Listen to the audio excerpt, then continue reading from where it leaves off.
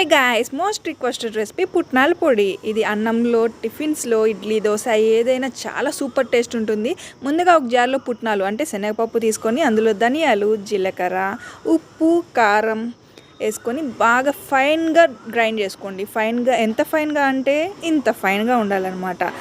ఇప్పుడు కొంచెం వెల్లుల్లిపాయ రెబ్బల్ని తీసుకొని, వెల్లుల్లిపాయలు ఎంత ఉంటే అంత టేస్ట్ ఉంటుందండి. బాగా కచ్చపచ్చగా దంచి పెట్టుకోండి.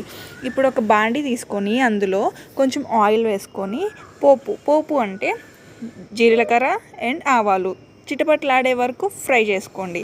అది కొంచెం చిటపట్లాడాక ఈ దంచి పెట్టుకున్న వెల్లుల్లి వేసి బాగా క్రిస్పీగా ఫ్రై చేయండి. ఇది చాలా క్రిస్పీగా ఫ్రై అవ్వాలన్నమాట.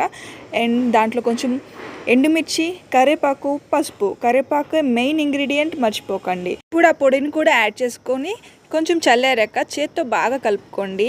టేస్టీ పుట్నాల పొడి రెడీ. మీరు కూడా కామెంట్స్లో చెప్పండి ఎలా వచ్చింది.